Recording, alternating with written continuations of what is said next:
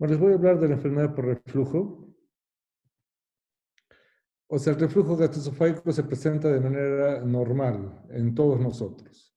Hay un reflujo del contenido gástrico, pero que es de manera fisiológica y es asintomático y es de poca duración y que no presenta síntomas, ¿no? Y generalmente es postprandial, rara vez de la noche.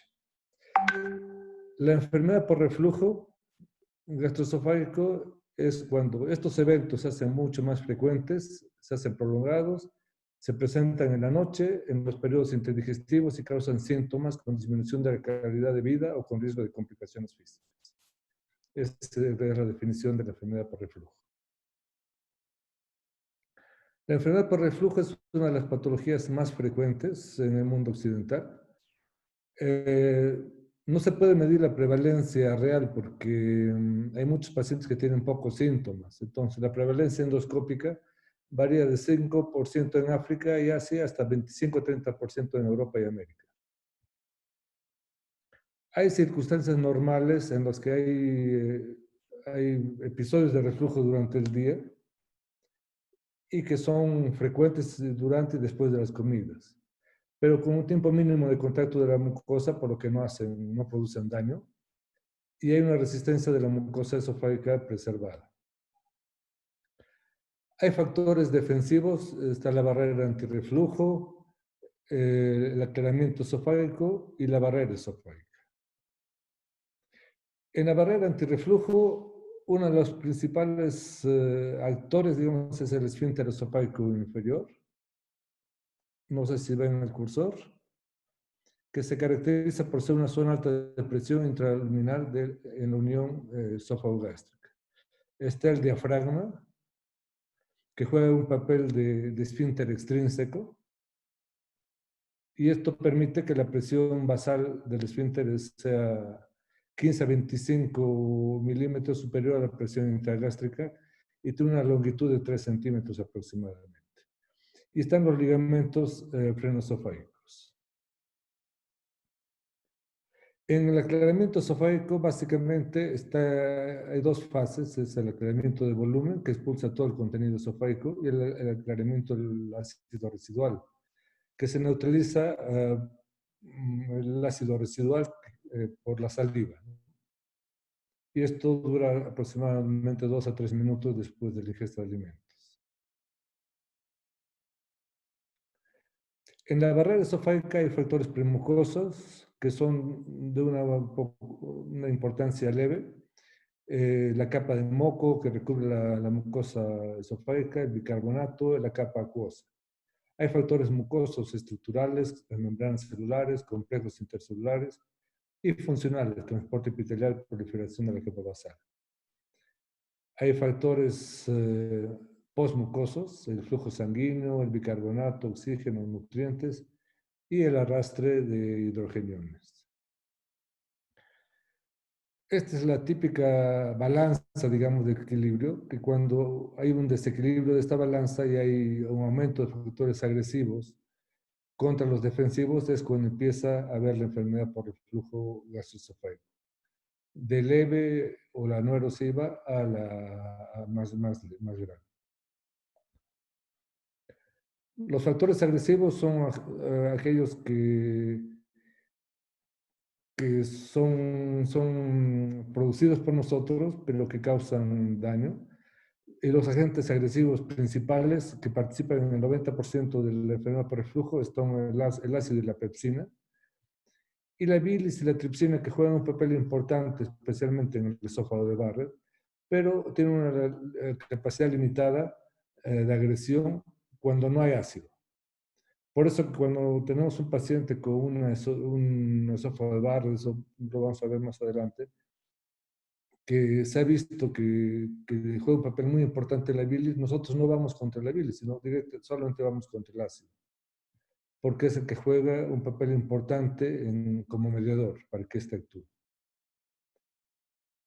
O sea, son múltiples factores, entonces, como han podido ir viendo, la incompetencia del esfínter, la presión de reposo normalmente baja, la longitud del esfínter, un esfínter corto, una unión torácico-abdominal inadecuada del esfínter intratorácico, una hernia hiatal que separa la presión del esfínter y la ejercida por el diafragma. Hay elementos que favorecen el reflujo, cualquier aumento de la presión intraabdominal, la obesidad, ropa muy apretada, fajas, el embarazo, la alteración del aclaramiento, la gravedad, capacidad de arrastre y efecto tampón de la saliva, actividad motora de la musculatura esofágica. Hay resistencia de la mucosa, que es básicamente por una adecuada vascularización y síntesis de prostaglandinas en el esófago y del bicarbonato. La hernia hiatal puede dificultar el aclaramiento del ácido. Hay factores gástricos, la distensión gástrica, la hipersecreción ácida, el retardo en el vaciamiento gástrico, el aumento de la presión intragástrica y alteración del equilibrio de presiones entre el estómago, el esfínter, el esófago inferior y el esófago. La hernia hiatal juega un papel importante, aunque no es el más importante. Estas son las tres típicas hernias, por deslizamiento, la paraesofágica y la hernia hiatal mixta. Si ustedes ven aquí, en la hernia parahietal, el esfínter juega un papel normal. Entonces, en esta hernia no aumenta la incidencia de reflujo. En cambio, en la hernia por deslizamiento quedan a un nivel diferente, digamos, el esfínter esofágico inferior que está aquí, el diafragma que es el esfínter externo, y los ligamentos han perdido su elasticidad, ¿no? Es por eso que es más frecuente con la hernia hiatal por deslizamiento de reflujo. Bueno, aquí es un poquito lo mismo. El esfínter esofágico inferior queda a diferente nivel que el diafragma y los ligamentos dejan de cumplir su función esencial. Hay alimentos que disminuyen la presión del esfínter esofágico inferior, como las grasas, el tabaco, el alcohol, café, chocolate, menta. Hay algunos factores humorales que aumentan la presión y otros que disminuyen la presión. Digamos, la gastrina, la motilina, y entre medicamentos la metoclopramida, domperidona, la cisaprida, todos estos aumentan la presión del esfínter esofágico inferior y disminuyen la colecistoquinina, los anticolinérgicos, la nifedipina, nitroglicerina, la teofilina, el diazepam.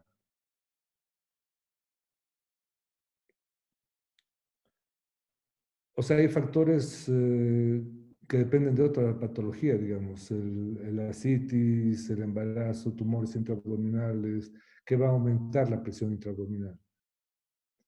Causa de aclaramiento esofágico ineficaz, la esclerodermia, el trastorno motor inespecífico, la hiposecreción salival está relacionada con el Sjögren, la pérdida de mecanismo antirreflujo y trastornos de la motilidad, digamos, a nivel del esófago, para el vaciamiento y a nivel del esfínter esofágico inferior, están desde la esclerodermia, la hernia hiatal y la enfermedad celíaca. Y hay medicamentos, hormonas, toxinas y comidas y bebidas que pueden producir incompetencia del esfínter esofágico inferior. Si bien hay muchos síntomas digestivos, digamos, en esta patología, el síntoma más importante es la pirosis o regurgitación ácida. También eructos, el hipo, náuseas, y los otros, como el sangrado, ya son síntomas de alerta, ¿no?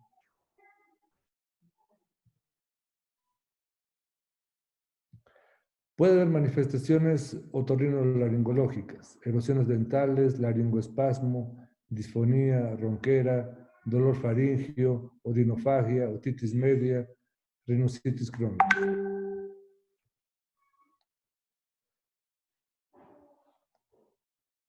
Para las manifestaciones atípicas del reflujo hay una teoría del reflujo, que es el reflujo de pequeñas cantidades de ácido hacia el esófago proximal o faringe, produciendo irritación local en laringe, faringe y vía aérea, y la teoría del reflejo, que produce una acidificación del esófago distal que dispara un reflejo mediado por el vago, resultando en una broncoconstricción. Es una imagen de laringoscópica de que se muestra congestión a este nivel y hay engrosamiento en la laringe, son las cuerdas vocales, ¿no? Por eso uno de los síntomas puede ser la disfonía o en general, especialmente matutina. Uno despierta disfónico o afónico, ¿no?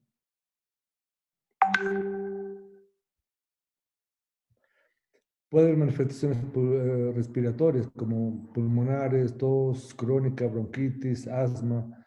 Puede haber dolor precordial o torácico y manifestaciones atípicas, el despertar temprano, puede haber pesadillas, un despertar nocturno.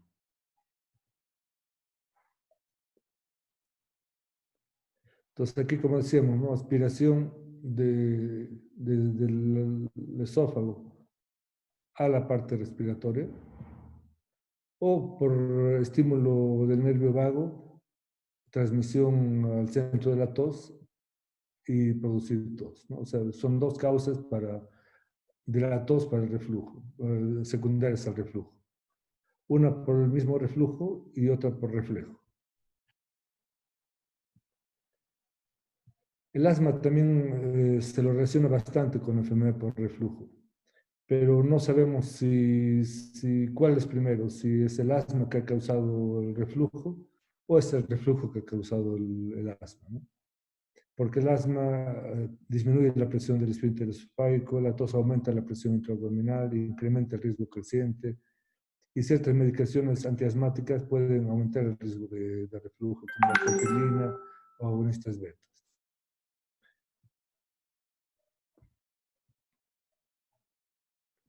Entonces, muchos de los pacientes con síntomas leves van a estar por debajo del agua en esta imagen del iceberg típico y solamente vamos a ver esta pequeña cantidad, pero que en el medio occidental hemos visto que llega al 20-30% de los pacientes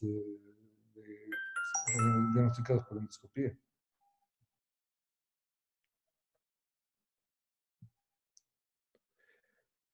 Entonces, digamos, hay básicamente dos tipos de pacientes con enfermedad por reflujo. Uno que también la llaman ERNE, es pacientes con enfermedad no erosiva, y los pacientes con esofagitis. La mayor parte sin complicaciones y solamente el 5% con complicaciones. Entonces, la parte más importante para el diagnóstico es la anamnesis, y el pilar fundamental del diagnóstico es la pirosis, retroesternal, que entre ustedes debe haber muchos que tienen este problema. La existencia de complicaciones y recordar que pacientes con enfermedad por reflujo pueden permanecer sintomáticos.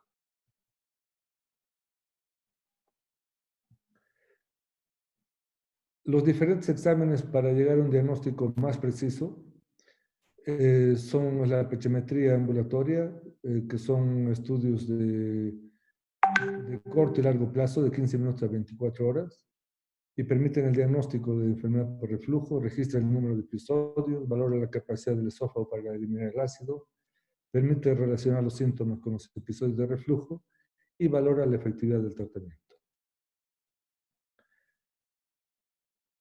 En nuestro medio tenemos en el gastroenterológico hay este equipo y en la clínica en Los Olivos también, en el que hay una sonda que se introduce al interior del esófago y tiene diferentes sensores a diferente nivel y uno va captando todos los cambios de pH a través de este aparatito.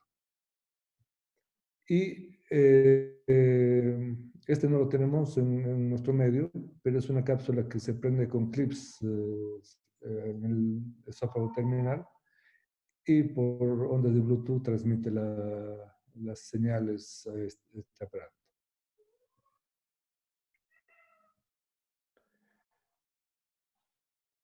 Entonces se va viendo el porcentaje de exposición ácida total que no tendría que ser mayor a 10,5% de piel y el 6% en decúbito dorsal. y se ve la relación de los episodios de reflujo con la pirosis. Se va haciendo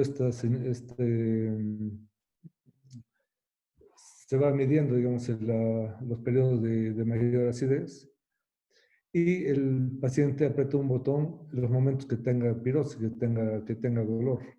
Entonces ahí se ve cuántos episodios de pirosis coinciden con los picos de acidez.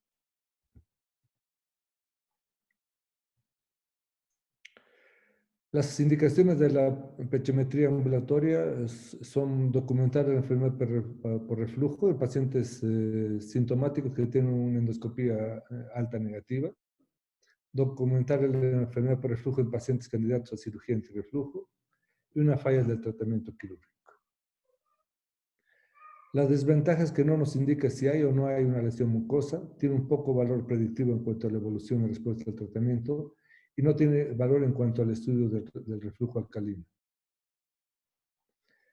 Esta prueba ya no se la hace, es la prueba de perfusión ácida. Se ponía una sonda y se daba aleatoriamente ácido clorhídrico y solución salina para ver si el paciente sentía dolor con uno o con otro. Estudios con radioisótopos, gamografía esofágica, la manometría esofágica, que vamos a ver en un momento, y la serie esofágico-abdominal, que solamente se efectúa en caso de complicaciones. Cuando hay sospecha de un reflujo biliar, hay esta otra alternativa, es el Bilitec, que es un sistema de fibra óptica que va a detectar la presencia de la bilirrubina por el espectrofotometría. Y los valores máximos, como les decía, son observados en pacientes con esófago de Barrett.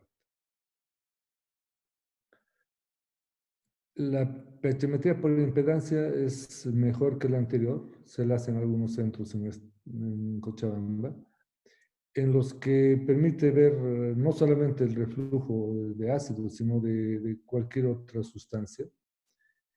Y la utilidad fundamental es en pacientes refractarios al tratamiento con IVPs y pacientes con síntomas extraesofágicos. Si bien la endoscopía no debe usarse de manera rutinaria en enfermedad por reflujo, eh, porque solamente vamos a ver cuando hay daño de la mucosa, la endoscopía tal vez sea el elemento más útil para la detección de complicaciones como la esofagitis, estenosis, esófago de Barrett y adenocarcinoma. Si nosotros tenemos un paciente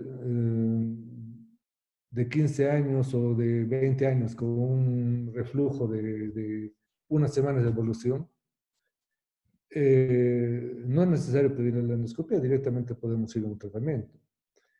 Pero si el paciente tiene, digamos que tenga 20 años, pero desde que ha nacido ha tenido pirosis, ha tenido reflujo, desde niño ha estado vomitando, tenemos que pensar en otros tipos de patologías, no solamente en reflujo, sino tenemos que pensar o descartar por lo menos complicaciones como el Barrett.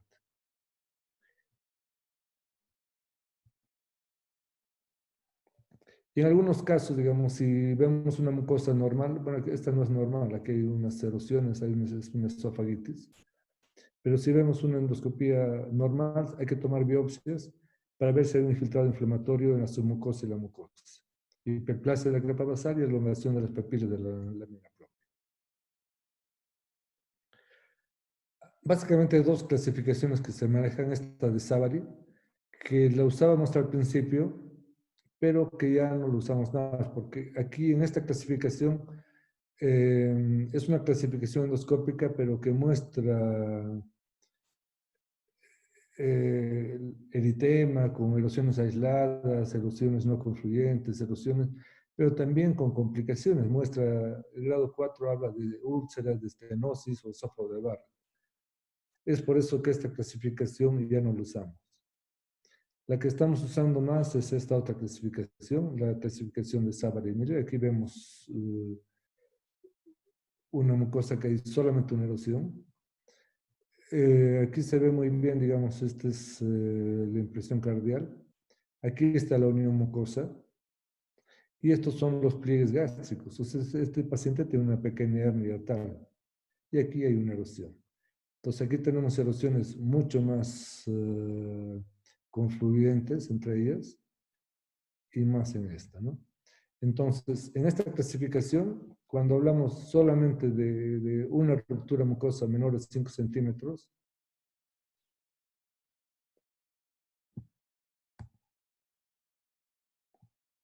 tiene 34% de grado A. Grado B es cuando hay más de una ruptura, de más de 5 milímetros. Grado C, rupturas mucosas que pasan pliegues y ocupan menos del 75% de la circunferencia del esófago. Y grado D, cuando es más del 75% de la circunferencia del esófago está tomada.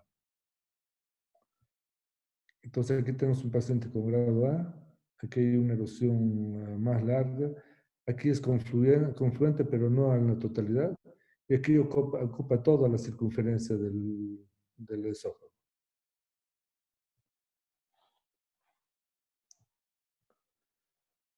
El diagnóstico diferencial va a ser con otras enfermedades del tubo digestivo, la esofagitis eosinofílica, la calasia en una primera fase, el espasmo esofágico difuso, la úlcera, la dispepsia, la gastritis aguda, incluso un cáncer gástrico de fondo, incluso de antro que esté obstruyendo y que produzca reflujo. Enfermedades infiltrativas infecciosas, la litiasis biliar, pancreatopatías. Eh, Cuando hay sintomatología pulmonar, hay que descartar patología pulmonar, bronquitis o asma, aunque el asma puede estar junto a la enfermedad por reflujo. En enfermedades cardiovasculares hay que descartar un angor pectoris, infarto agudo de miocardio, cardiopatías congénitas. El objetivo del tratamiento es eliminar los síntomas, curar la esofagitis, manejar y prevenir complicaciones y mantener la remisión. Medidas higiénico-dietéticas, tratamiento farmacológico y tratamiento quirúrgico. Entre las medidas higiénico-dietéticas, básicamente comidas frecuentes y de poco volumen, evitar cigarrillos, grasas, cítricos, chocolates, café, especialmente en la noche, evitar el aumento de peso, no usar faja ni ropa ajustada, evitar el estreñimiento, evitar elevar, perdón, la cabecera de la cama, no acostarse hasta 2 a 3 horas después de la ingesta de alimentos. Si digamos un paciente, hay algunos médicos que son súper estrictos con esto de evitar grasas, cítricos, chocolates, café. Personalmente yo no. Eh, si uno come un chicharrón, digamos, a mediodía y se va a acostar en la noche sin hacer siestas, van a pasar varias horas hasta que ya no hay efecto y no haya problema, ¿no? Y la otra cosa importante, dormir en decúbito lateral izquierdo.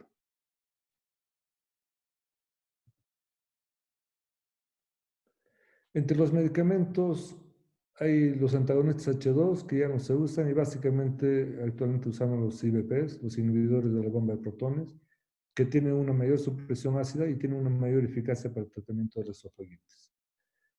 Entre los IBPs están desde el omeprazol, pantoprazol, lansoprazol, deslansoprazol, hay, hay varios, el esomeprazol, hay varios inhibidores de la bomba de protones. Los procinéticos, entre ellos la cisaprida, pero está la metoclopramida, domperidona, cinitaprida, todo esto, mejora la peristalsis esofágica, el vaciamiento gástrico y aumentan la presión del esfínter esofágico inferior. Cuando pensamos en cirugía, el objetivo es restituir la función de la unión esófago-gástrica, bajar 5 centímetros del esófago a su posición intraabdominal normal y fijar el esfínter gastroesofágico. Las indicaciones son fracaso del tratamiento médico. Según los cirujanos, son después de 3 meses de tratamiento médico. Esto no considero que no es así, porque hay pacientes que no les gusta tomar medicamentos, entonces para ellos es una buena opción. Pero la cirugía tampoco tienen que pensar que es algo definitivo. O sea, hay mucha recidiva en pacientes que han sido operados por cirugía antirreflujo que tienen recidiva a veces a corto plazo de la sintomatología. Cuando existen complicaciones, el costo elevado de un tratamiento médico prolongado en pacientes jóvenes, sintomatología digestiva de difícil control y pacientes con insuficiencia mecánica del esfínter esofágico inferior. Las contraindicaciones, la edad avanzada, enfermedades que eleven el riesgo quirúrgico, cuando existe un peristaltismo ausente muy deteriorado o trastornos funcionales del tubo digestivo. Las complicaciones pueden ser desde un sangrado, lesión de estructuras como haber ruptura del vaso con esplenectomía, eh, lesiones de esófago y estómago que a veces son muy difíciles de manejar y se manejan muchas veces con endoscopía, y atelectasias o neumonías en cirugías abiertas. Las técnicas, la fundoplicatura de Nissen, la astropexia posterior, la fundoplicatura parcial y la prótesis de Angel Chip. La que más se usa es el Nissen, ¿no?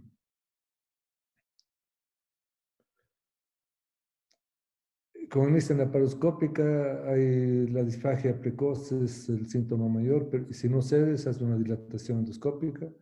La disfagia tardía, la dilatación con endoscopía en 4% y el reflujo recurrente en 3,4%.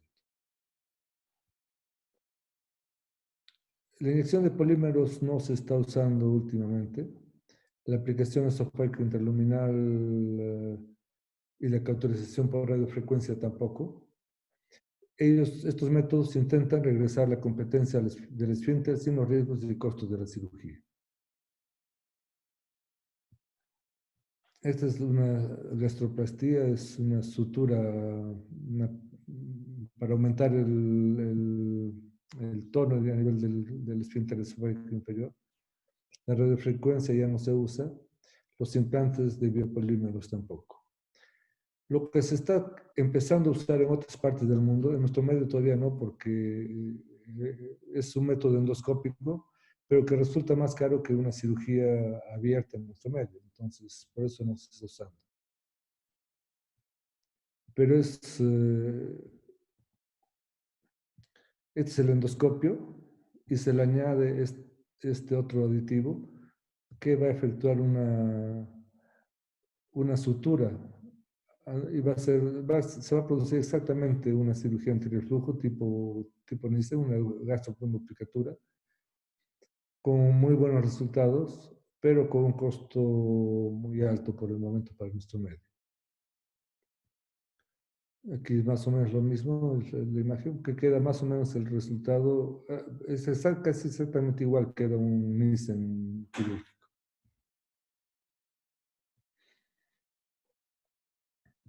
Entre las complicaciones de la enfermedad por reflujo está la estenosis péptica, en el reflujo grave y prolongado, el edema mucoso y espasmo, las ulceraciones que estimulan fibrosis, más frecuente con el uso de antiinflamatorios, el tratamiento de la supresión ácida, corrección del reflujo y la dilatación endoscópica de las estenosis.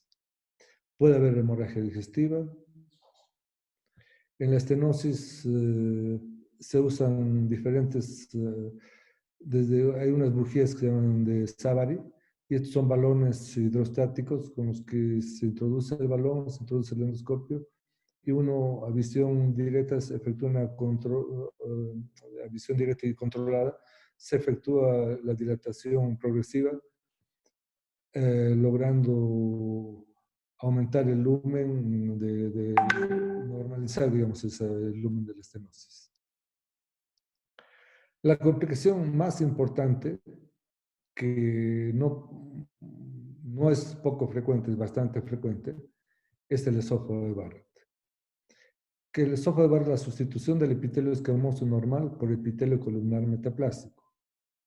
Pero hay que recordar que el tipo fúndico, si uno une, a ver, digamos que en esta imagen, esta sea la unión mucosa. Los endoscopistas tomamos biopsias de este nivel. a nivel de la unión mucosa o si es que hay islotes. Entonces, si tomamos una biopsia a nivel de la unión de las dos mucosas y nos sale esto tipo fúndico, eso es normal, es parte de la mucosa del fondo gástrico. Si es transicional, sin células parietales ni principales, también es normal, porque es el epitelio de transición. Pero si nos sale tipo columnar, o sea, una metaplasia columnar tipo intestinal, en el que se encuentran células caliciformes, eso sí es esófago de Barrett. A veces hay confusión en esto, porque a veces los patólogos lo informan como metaplasia tipo fúndico, metaplasia tipo transicional. Esto no es esófago de Barrett.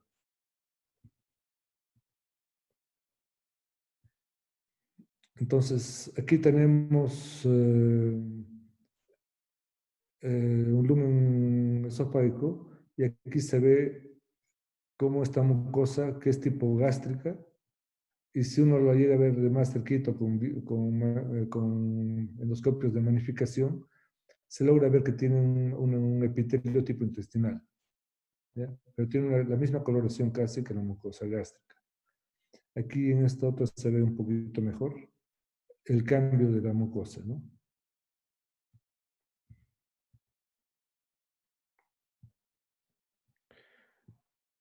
Digamos, aquí hay una hernia, digamos, aquí se ve mejor la hernia, son del mismo paciente todos. Este segmento es un segmento metaplástico, aquí se ve un poquito de irregularidad de la mucosa, y aquí se ve un islote grande, que también se lo ve aquí, pero esta imagen está con cromoscopía electrónica, que permite ver mucho mejor la, las alteraciones.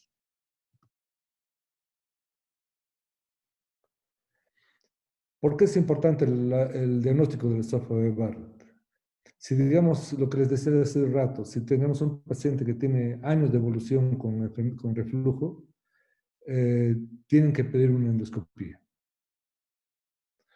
¿Por qué? Porque el esófago de Barrett es considerado premaligna. Hay 50% de más riesgo de desarrollo de cáncer y requiere chequeos endoscópicos periódicos. O sea, del un epidelio normal con reflujo va a aparecer la esofagitis, la metaplasia columnar, el esófago de Barrett, que es la metaplasia intestinal, la displasia de bajo grado, displasia de alto grado y cáncer.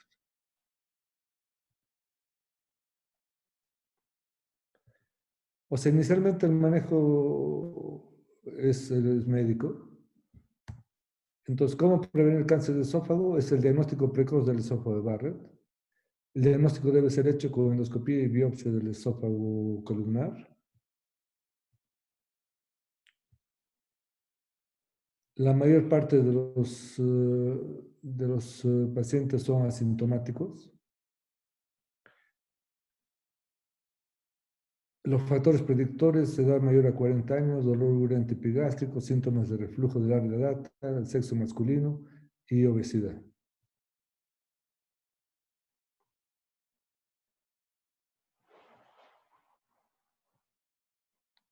El objetivo del manejo es el control del síntoma del reflujo y mantenimiento de una mucosa sana. Evitar la progresión metaplasia, displasia, cáncer. En todos los pacientes con esófago de Barrett, aún siendo asintomáticos, se debe tratar la enfermedad por reflujo. El control de los síntomas puede requerir una dosis de IVP más alta que en pacientes sin Barrett. Digamos, en esta parte es la que discutimos siempre con los cirujanos. Eh, si digamos un paciente con una enfermedad por reflujo transitoria, le llamaríamos así, con un mes, 2 meses o 3 meses de inhibidores de la bomba de protones, va a mejorar el paciente. Y si recidiva muy rápidamente, es muy probable que tenga alguna de estas complicaciones. Y si tiene estas complicaciones, no podemos darnos el lujo de suprimir los medicamentos. Es cierto que los IVPs de manera prolongada pueden producir otro tipo de complicaciones, están relacionados con deficiencia de la absorción de magnesio y vitamina B12, mayor incidencia de osteoporosis, y han salido algunos artículos con que pueden producir daño renal. Lo que se tiene que hacer con estos pacientes es hacer esos controles. Control de magnesio, control de vitamina D, control de vitamina B12, y hacer pruebas renales periódicamente. Pero los pacientes con una enfermedad por reflujo, con Barrett, generalmente tienen mucho dolor y requieren de este tipo de medicamentos. Entonces, con un tratamiento médico con IBP se podría evitar la aparición de nuevos focos de metaplasia y se puede reducir el riesgo de progresión neoplástica a displasia y o cáncer.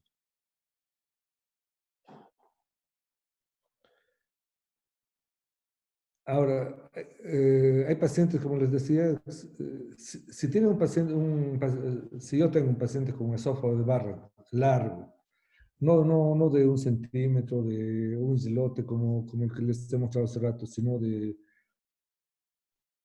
15 centímetros, de 20 centímetros, en el que es muy difícil incluso tomar las biopsias cada 3 centímetros. Eh, y es muy molestoso para el paciente. En esos pacientes, sí, yo pienso que es adecuada la cirugía antirreflujo. Pero por más que se le haga la cirugía antirreflujo, hay que hacer el control del esófago de Barrett, por más que tenga la cirugía antirreflujo. Entonces, la cirugía antirreflujo, o Osteomestia, va a controlar el reflujo gástrico duodenal, va a restablecer el esfínter esofágico inferior, es de bajo riesgo, evita la progresión del Barrett, tiene una mayor efectividad que el tratamiento médico y es durable. Bueno, aquí en estos artículos ponen 80-90% a 10 años, ¿no? Pero yo he visto pacientes que después de un año están exactamente con los mismos síntomas, ¿no?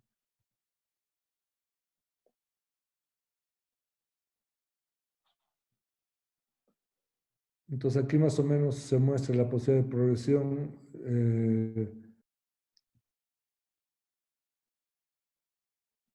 Eh, la posibilidad de progresión es mayor con tratamiento médico, pero la progresión de regresión y la aparición de adenocarcinoma es mucho menor, digamos, la aparición de adenocarcinoma y mayor regresión con tratamiento quirúrgico.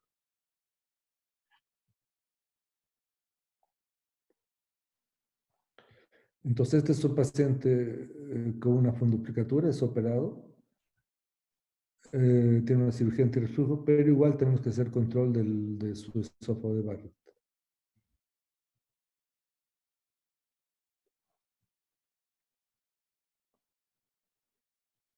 La prevalencia actual de la coexistencia de la displasia de alto grado y la neoplasia intraepitelial baja es de 3% sin lesiones visibles y 13% con lesiones visibles endoscópicamente. Entonces, si tenemos un paciente en el que biopsiamos y sale displasia de alto grado, tenemos que pensar en la posibilidad de que haya una neoplasia intraepitelial baja. Por eso que los controles tienen que ser mucho más seguidos. Y en este tipo de pacientes a veces se sugiere una esofagiectomía subtotal. Los adenocarcinomas intramucosos tienen un riesgo muy bajo de afectación ganglionar, lo que permitiría un tratamiento local. Entonces uno se plantea si este manejo, una esofagiectomía subtotal, es un sobretratamiento, es un tratamiento excesivo.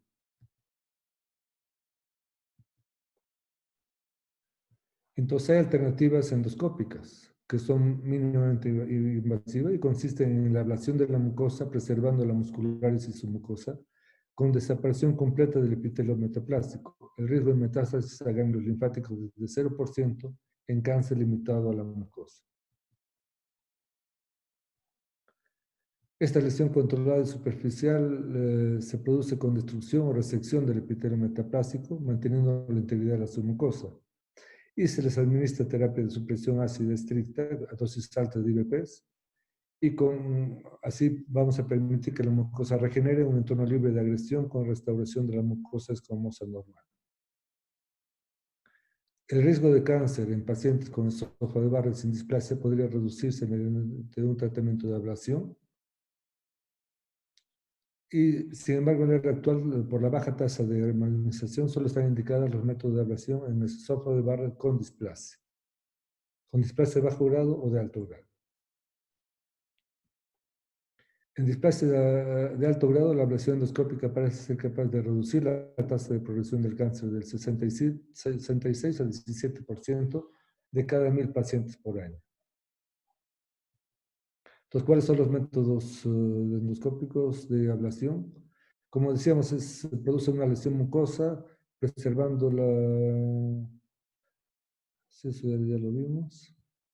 Entonces, hay métodos sin recuperación de tejidos y métodos con recuperación de tejidos. Sin recuperación de tejidos está el láser, la coagulación con argón plasma, la radiofrecuencia, la fototerapia dinámica y la crioterapia. Y con recuperación de tejidos está la resección mucosa endoscópica y la disección submucosa endoscópica.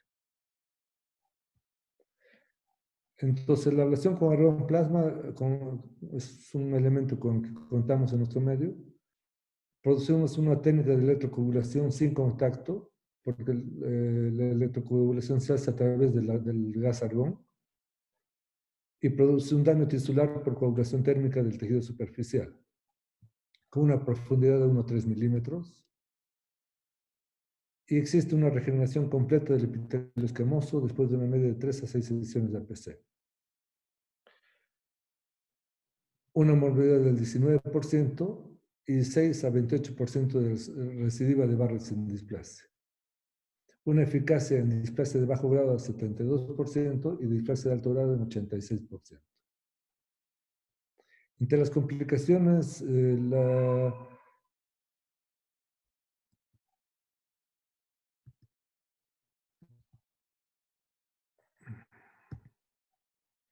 las complicaciones todos casi no tienen mucha importancia, la perforación es muy rara. La estenosis uno la puede evitar si uno no hace toda la circunferencia en una sola sesión, sino solamente lo puedes hacer en 3 partes, digamos, un tercio, un tercio, un tercio en diferentes sesiones y eso va a evitar la estenosis. Tal vez una de las complicaciones más graves, entre comillas, es que se puede dejar, uno quema todo, pero uno puede dejar fragmentos pequeños, residuales, ocultos o enterrados por debajo de la mucosa de nueva formación. Digamos, aquí se ha pulverizado, digamos, el tejido y ha quedado unas células, un pequeño islote, digamos, y por encima de este se ha recubierto de tejido normal. Entonces, si uno le hace una endoscopia de control, uno va a ver una cosa normal, pero por debajo de esto puede haber una metaplasia residual. Si solamente es una metaplasia residual y ya no está en contacto con los agentes agresores, no hay problema. Pero ha habido reportes de casos, de un caso en Estados Unidos en el que ha habido un cáncer in situ que ha quedado enterrado.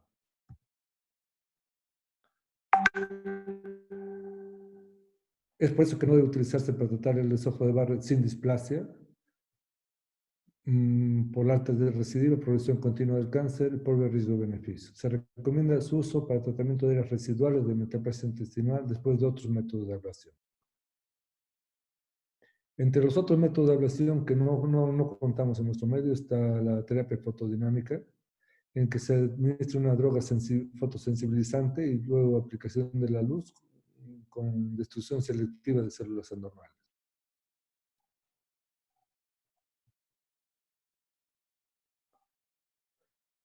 Hay un porcentaje mucho mayor de estenosis, 30% de estenosis con este método.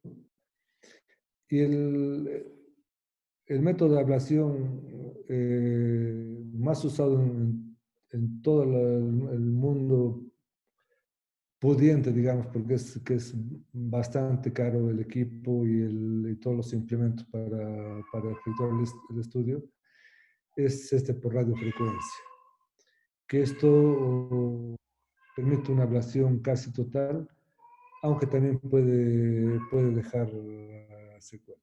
Aquí se calibra, digamos, el esófago, porque se tiene que introducir un balón de radiofrecuencia para ese tamaño. Y aquí está efectuando la radiofrecuencia. Aquí se ha hecho esta parte y está haciendo esta otra parte, produciendo destrucción de todas las células del área tetada. Y las complicaciones, dolor de pecho, laceraciones, hemorragias, estenosis, perforación. Y con un porcentaje menor, también hay esto de la metaplasia enterrada, pero con porcentajes menores. Y después está este otro, la crioterapia, ablación con crioterapia, puede ser con nitrógeno líquido a menos 196 grados, que en algunas partes hacen en esófago recógnice en displasia, pero a nivel internacional, en todas las guías se recomienda hacer solamente cuando hay displasia. También hay tejido residual enterrado en 3% de los pacientes tratados.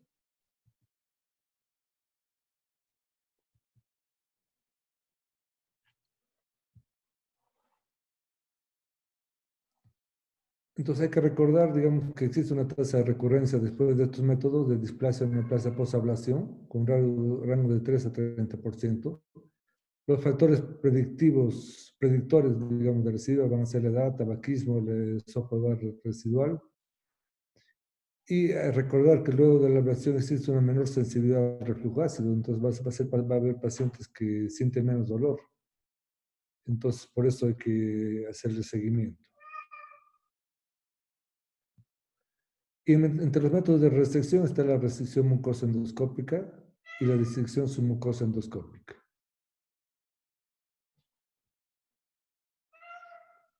La mucosectomía o resección mucosa y la disección submucosa son procedimientos en los que se resecan lesiones neoplásicas confinadas a la mucosa, obteniendo una muestra completa por un adecuado estudio histopatológico en cuanto a su grado de profundidad, compromiso de margen laterales y nivel de lesión tumoral. Digamos, aquí se está efectuando una infiltración, se eleva la lesión aquí y se procede al corte. Aquí se está succionando dentro de un capuchón del endoscopio, se le pone una ligadura y se efectúa el corte. Estos métodos de resección los hacemos aquí. Este método es más complejo, requiere mayor entrenamiento. Se delimita la lesión, se infiltra y se va efectuando un corte de toda la lesión. A veces, donde más hacen esto es en el Japón, y sacan la lesión entera. A veces lesiones grandes de 6, 7 centímetros, lo sacan de manera entera.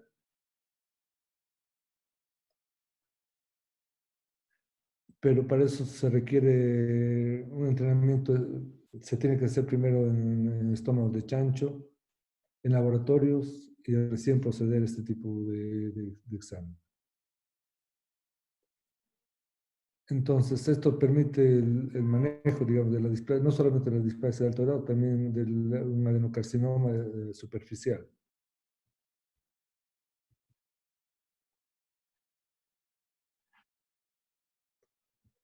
Entre las complicaciones puede haber estenosis, hemorragia, perforación, las que generalmente se solucionan con métodos endoscópicos.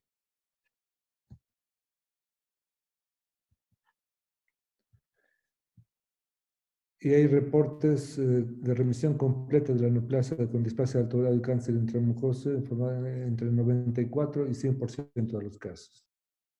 Lamentablemente en nuestro medio, casi todos los cánceres de esófago que nos llegan no son cánceres de esófago superficiales, son cánceres de esófago avanzados. Ya llegan los pacientes ya con estenosis, ya sin poder, cuando ya no pueden alimentarse, generalmente son los pacientes que llegan. Digamos, aquí se ve un esófago casi normal, aquí se ve una lesión, una alteración de la mucosa esofágica. Aquí se ha inyectado Lugol, en la que se determina mucho mejor la lesión. Y se ha hecho una disección submucosa. Esto fue en el Hospital National Cancer Center en el Japón. y se sacó todo este segmento.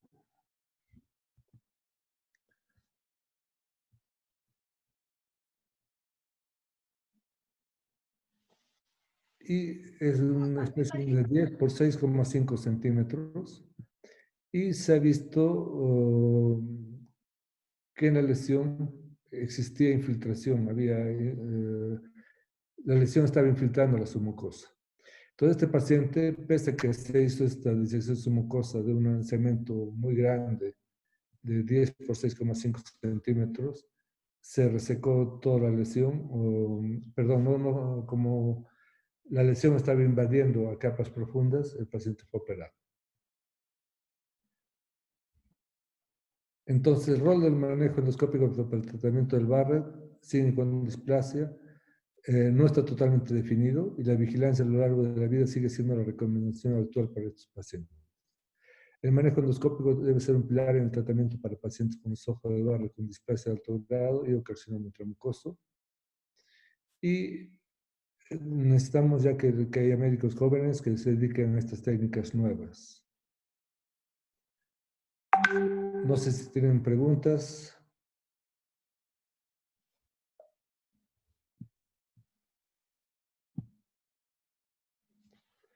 No sé si tienen preguntas en especial.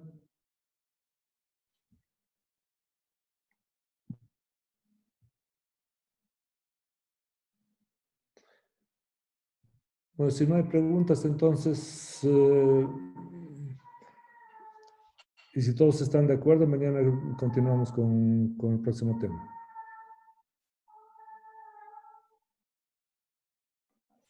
Está bien, doctor, gracias.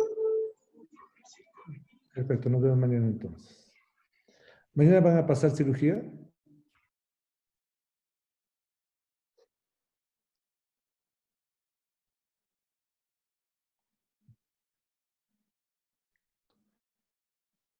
A las 6, doctor.